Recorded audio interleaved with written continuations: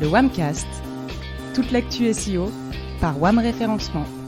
Bonjour à tous et bienvenue dans le WAMcast 6e numéro aujourd'hui. Et pour parler de l'actualité SEO ensemble, j'ai réuni la fine fleur du pôle SEO de WAM Référencement. J'ai nommé Maëva, assistante chef de projet chez WAM. Salut Maëva. Salut.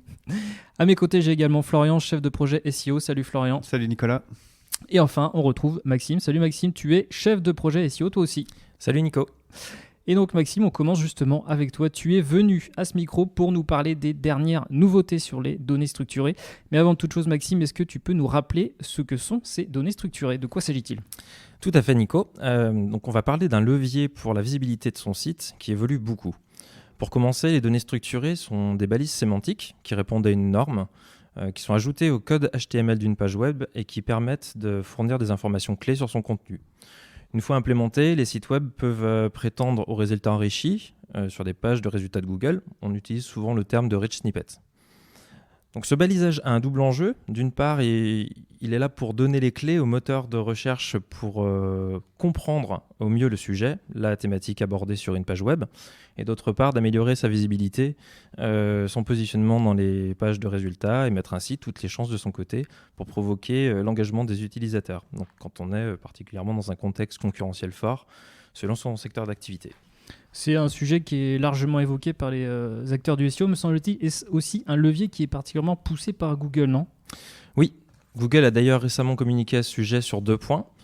Le premier, c'est que le support datavocabulary.org ne sera prochainement plus pris en compte. Il est donc recommandé de se concentrer sur le support schema.org.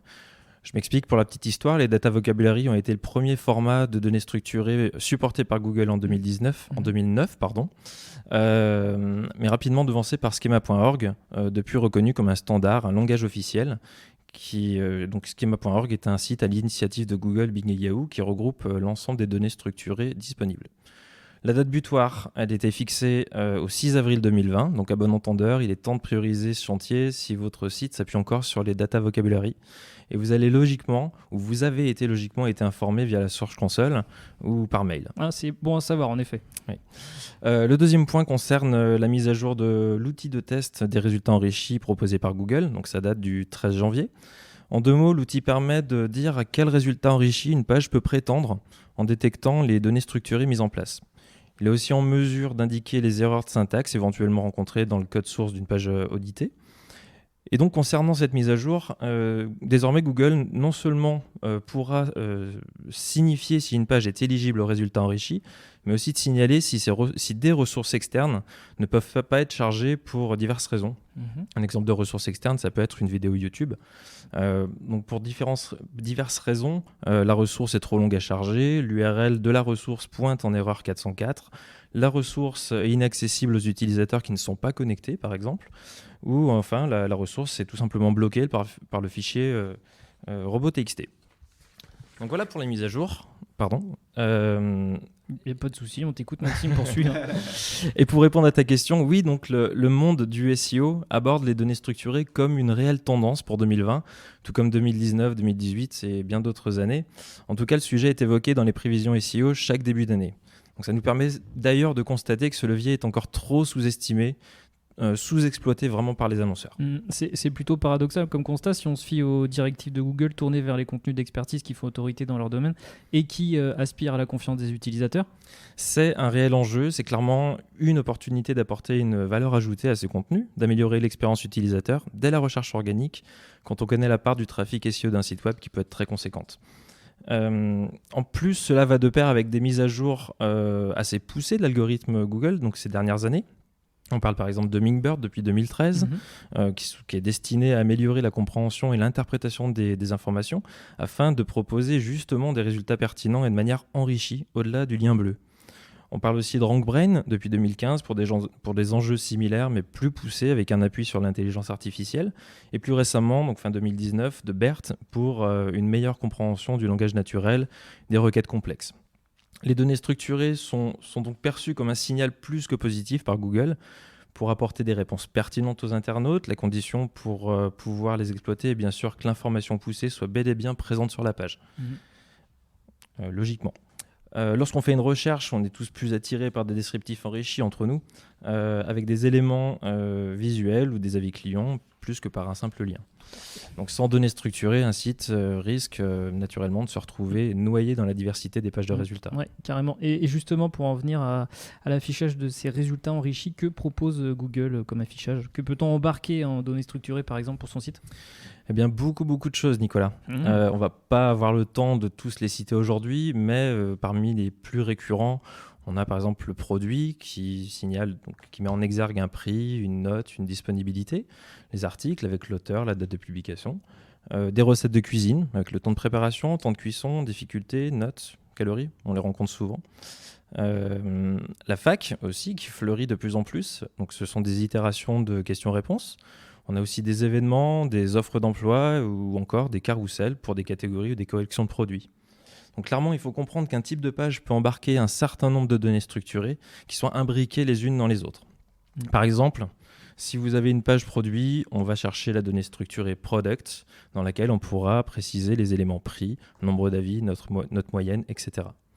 Et donc penser données structurées en amont de la création d'un type de page, c'est un petit type. Ou pendant le développement justement de son site, on peut se questionner sur les différents éléments qu'on devrait y voir figurer. Donc c'est un gain de temps et ça évite vraiment le retravail. D'accord. Et donc comment on fait concrètement pour les mettre en place? Alors sans trop entrer dans les détails non plus, pour les implémenter, il est possible de passer par 3 formats, autrement dit 3 méthodes. La première, c'est le JSON LD, qui sont des données injectées dynamiquement sous forme de code JavaScript dans une page. On a aussi le format microdata, qui est un balisage HTML pour imbriquer des données structurées directement dans un contenu HTML. Et le format RDFA, qui répond à la même procédure que les microdata. Donc le format JSON LD est celui qui est recommandé par Google, d'autant plus facile à mettre en place, parce que le balisage n'est pas entrelacé avec le contenu de la page, mais plutôt en forme de bloc dans le code source. En fait, dans la pratique, la manière de les mettre en place va dépendre vraiment de quelques paramètres. Ça peut être la volumétrie de page, le CMS que vous avez derrière, les types de données structurées à mettre en place ou encore différents moyens mobilisés avec votre client. J'imagine qu'il existe des ressources pour se familiariser avec ces données structurées. Alors tout à fait. J'invite vraiment à lire et à utiliser tout ce qui est proposé en documentation. Google prévoit d'ailleurs plusieurs outils qui sont destinés aux développeurs et aux marketeurs pour aider la prise de décision. Google nous envoie en fait un signal assez fort pour appuyer l'importance des données structurées avec des supports qui sont vulgarisés, des interfaces simples à comprendre. Je ne sais pas si vous vous souvenez, mais un peu ce qu'on a vu avec les tests de compatibilité mobile ou encore les tests de rapidité de chargement d'un site. On a juste à entrer l'URL d'une page, Google nous donne la réponse et va même jusqu'à nous proposer des solutions. Donc je parlais donc, pour revenir à ce qu'on disait, je parlais donc de l'outil de test de résultats enrichis de Google qui a été récemment mis à jour. Il permet en fait de tester une URL ou le code source d'une page via la simulation du robot d'exploration qui soit mobile ou ordinateur. Alors après, pour aller un peu plus dans les détails sur les différentes ressources, on a bien sûr le site schema.org qui recense vraiment tout ce qui est possible de baliser. On a le guide de compréhension des données structurées avec une galerie d'exemples concrets, des études de cas. L'outil de test de données structurées qui est différent de celui que j'ai abordé en premier, mais lui, il nous permet en fait de bidouiller directement, entre guillemets, le code source fourni pour ajuster et valider ce qui doit être implémenté. On a aussi l'outil d'aide au balisage qu'on appelle Markup Helper. Via son compte Google Search Console, en fait, on peut prévisualiser une page et sélectionner directement dessus les éléments qui sont à encoder et à valider en fait, pour mettre en place sans passer par le développement. La Google Search Console, bien sûr, qui détecte les données structurées sur son site et qui aide à les corriger si besoin. On a aussi certains CMS comme WordPress qui sont de plus en plus SEO-friendly et qui prévoient justement des extensions permettant l'implémentation de données structurées et d'autres outils en ligne qui permettent de générer des données structurées facilement. J'en passe. Vous voyez, les supports ne manquent vraiment pas. Eh ben, effectivement, on a de quoi lire, Maxime. Alors, pour les plus curieuses et curieux et celles et ceux qui ne seraient pas experts en SEO, pas de panique, hein, ce podcast sera en ligne sur le blog de WAM et on y ajoutera évidemment quelques références pour vous familiariser avec les données structurées. Maxime, en revanche, est-ce que tu veux ajouter quelque chose pour conclure cette première partie ? Alors tout à fait, oui, pour conclure, j'aimerais préciser que Google propose régulièrement de nouvelles données structurées en parallèle avec l'évolution des usages, ni plus ni moins. L'idée forte est que Google est très gourmand de ce type d'informations et ça lui permet en fait de comprendre un contenu de la meilleure façon. Aussi, mettre en place des données structurées ne garantit pas, selon Google, que vos résultats apparaîtront de manière enrichie, même si elles sont implémentées correctement et bien identifiées. Alors pourquoi ? Parce que Google adapte les résultats de recherche pour créer ce qu'il estime être la meilleure expérience de recherche pour l'utilisateur en fonction de plusieurs variables, comme par exemple l'historique des recherches, la localisation de l'internaute ou encore le type d'appareil utilisé. Ok, bah écoute, merci Maxime pour toutes Merci. ces informations. Est-ce que vous voulez rebondir l'un l'autre sur ce que nous a dit Maxime ? Je crois que c'est assez complet, merci Maxime. D'ailleurs, et c'est De vrai rien. qu'on voit beaucoup de changements, notamment sur desktop et mobile aussi. Mhm. Et c'est vrai que c'est important de prendre ces éléments en considération. Eh ben, toi qui parles, Florian, justement, on va enchaîner avec ta partie. Et au menu aujourd'hui pour toi, me semble-t-il, c'est Featured Snippet. Et avant d'écorcher les oreilles de tout le monde à le répéter, je vais profiter du fait que tu sois bilingue, Florian, pour te poser cette question centrale. Comment doit-on prononcer ce terme ? Alors, je te cache pas que je me suis un peu entraîné hier soir. J'ai failli changer de sujet du coup, mais je vais me lancer. Rien que ça. Feature Snippet. D'accord. J'espère que c'est compréhensible. Ouais. Alors, bon, voilà. maintenant qu'on a fait notre petite pause linguistique, revenons donc à nos moutons. Qu'est-ce que justement ce sont ces featured snippets, Florian ? Donc les feature snippets sont les encarts qui se retrouvent en haut des résultats classiques lorsqu'on effectue une recherche sur Google. On parle aussi de P0 et de position 0 si on ne veut pas prononcer feature snippet. L'objectif de Google via ce résultat est de fournir une réponse directe à la requête de l'internaute. Et ça s'inscrit parfaitement dans la démarche de Google de passer d'un moteur de recherche à un moteur de réponse. Aujourd'hui, Google va plus loin que le simple affichage de liens. Il tente de fournir une réponse directe à la requête de l'internaute. Donc l'objectif pour Google, c'est de l'aider à accéder plus rapidement aux réponses qu'il cherche. Donc concrètement, si vous faites une recherche, par exemple comment faire un nœud de cravate, sur Google, vous verrez que les étapes de préparation sont listées, voire même on peut avoir une image directement sur Google. Ça veut dire que potentiellement l'internaute ne va pas cliquer sur le site ? Pas systématiquement, non. On a toujours la présence de ce lien, comme sur les résultats classiques, qui nous offre la possibilité de visiter le site et de continuer la lecture, car selon le type de requête, la réponse peut être plus complexe et que partiellement affichée par Google, quoi. Et l'enjeu de cette position pour nos clients, c'est vraiment de passer au-dessus des résultats classiques et de leurs concurrents, mais aussi de maximiser leur présence dans des pages de résultats qui sont de plus en plus riches. Aujourd'hui, sur des pages, on voit des vidéos, People Also Ask, on voit des images, des FAQ, le Knowledge Graph, sans citer aussi les résultats payants qui relaient, pour certaines requêtes bien sûr, les résultats naturels en dessous de la ligne de flottaison. Donc l'objectif, selon moi, avec cette position, au-delà d'être premier bien sûr, était vraiment de maximiser l'espace disponible et sa présence sur la page de résultats et mettre en avant sa marque. Tu laisses entendre que ça a changé du coup ? Effectivement, oui, depuis mi-janvier, donc le site sélectionné en feature snippet n'apparaît plus qu'en position 0. Donc il faut rappeler que les sites visibles en position 0 étaient aussi positionnés sur la première page de Google, notamment la plupart du temps sur le top 3 ou top 5. C'est pour ça que je parlais de maximiser sa présence, maximiser l'espace disponible dans les pages de recherche. Mais depuis mi-janvier, il y a un dédoublonnage effectué par Google dans les résultats afin de permettre aux utilisateurs, donc toujours d'après Google, d'avoir un choix plus varié dans les liens naturels. Donc auparavant, le site positionné en position 0 apparaissait également à sa position initiale dans le top 10. Il est aujourd'hui, dans le meilleur des cas, relégué à la page 2. Donc on peut aujourd'hui considérer que la position 0 est la nouvelle première position dans les moteurs de recherche. Mais alors, si on risque d'être relégué en page 2, la featured snippet, est-ce que c'est encore la Je pense position que oui, la présence de feature snippet capte vraiment l'attention. Donc il y a une étude réalisée par un cabinet spécialisé en UX, le cabinet Nielsen, paru en novembre 2019, sur le comportement des utilisateurs. Et cette étude nous montre que lorsque la feature snippets sont présentes dans les résultats, elles reçoivent des regards à 74% des cas. Ok. On sait que les résultats sont de plus en plus diversifiés et que la lecture des pages par les internautes n'est plus linéaire. Chaque nouvelle fonctionnalité affecte la distribution et l'intention des utilisateurs sur la page, et le regard de l'utilisateur rebondit entre les éléments visuels et les mots-clés dans la page de recherche. Ouais. Google ne donne pas d'indication particulière également sur l'engagement avec ce format. Je pense notamment via Google Search Console. Google souligne qu'il a toujours pris en compte la position la plus élevée d'une URL, donc le feature snippet, était déjà comptabilisé comme une seule position. Il est donc difficile encore de mesurer l'impact de l'engagement depuis le dédoublonnage.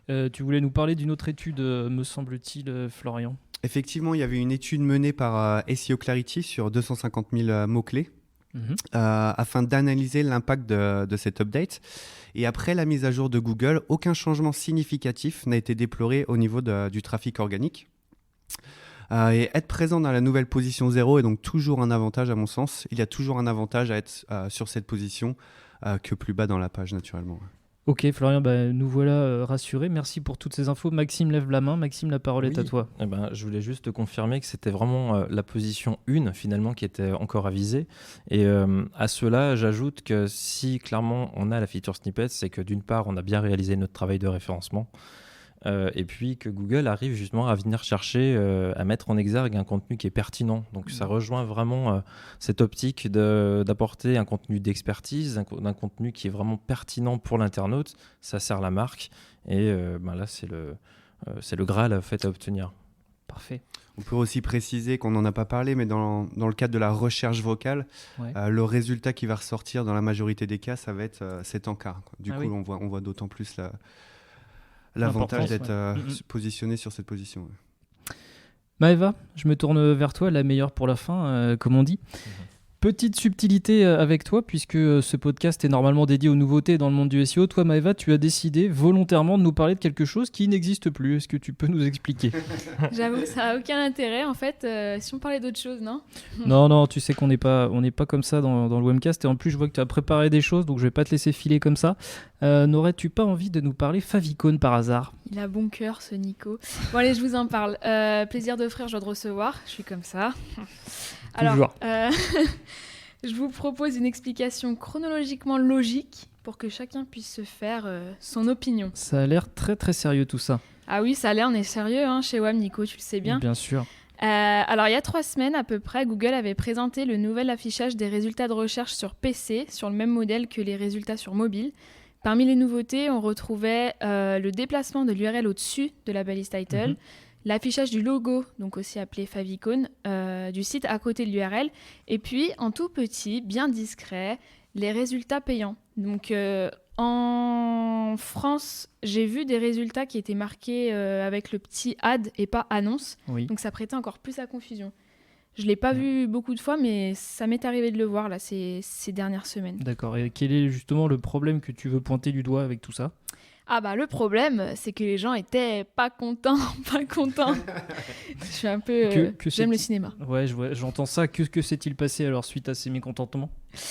Au final, il y a 15 jours, on a appris via un tweet de Google Search Liaison que c'était peut-être le début de la fin des favicons dans la SERP. Donc si je résume, Google nous a fait une petite annonce en mode « je vous ai compris ». Façon de Gaulle. C'est ça. Chez Google, ils écoutent parfois les gens comme nous, les mortels, tu vois.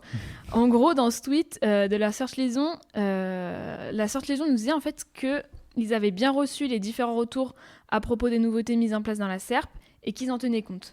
Donc, les favicons ont disparu et c'est bel et bien terminé. Ça aura donc pas duré très longtemps. Alors, je vais pas vendre la peau de l'ours. Tu connais la suite, Nico ? Je connais. À l'heure actuelle, Google continue ses tests. Parce que effectivement, sur PC, certains internautes comme moi voient encore les favicons dans les résultats de recherche et d'autres non. Donc, je sais pas si pour vous, autour de la table... Pas très clair, effectivement. Donc, on les conserve, on les conserve pas ? Ah, mon bon Nicolas, en fait, les favicons, c'est un peu la partie immergée de l'iceberg. Ce qui agace le plus les gens, c'est qu'on ne fait presque plus la différence entre les résultats payants et les résultats naturels, en fait. Plus on avance, plus la distinction est discrète. Moi, je le vois comme de la concurrence déloyale, mais c'est que mon avis. Du coup, normal que les gens se soient insurgés. Normal. Alors, en conclusion, Maëva ? En conclusion, ce qu'on peut dire, c'est que Google continue de mener ses tests et que tous les relookings ne sont pas bons à faire sans avis externe, affaire à suivre. Le fameux fashion faux pas qu'il convient d'éviter, n'est-ce pas ? C'est ce qu'on dit. Merci Maëva pour cette mise à jour fashion / favicon. Maxime, tu voulais réagir ? Oui, en fait, la disparition des favicons, c'est une étape de plus qui permet en fait à Google de faire fondre les résultats naturels parmi les résultats sponsorisés ou l'inverse. Clairement, on se laisse un peu surprendre aujourd'hui avec la disparition des favicons. C'est ni plus ni moins en fait. L'objectif de Google, c'est de générer de plus de revenus. On sait que en s'appuyant sur les résultats d'Alphabet sur l'année 2019, quand on s'appuie uniquement sur le moteur de recherche Google, Google communique que les résultats sponsorisés, donc Google Ads, génèrent 70% de ses revenus. Donc c'est pas innocent du tout. Effectivement, Maëva. C'est pour ça que je trouve en fait que c'est un peu de la concurrence déloyale, parce qu'en fin de compte, Google nous dit depuis tant d'années que le plus important c'est l'utilisateur en premier, qu'on veut tout faire pour lui donner les meilleurs résultats. C'est une bonne excuse.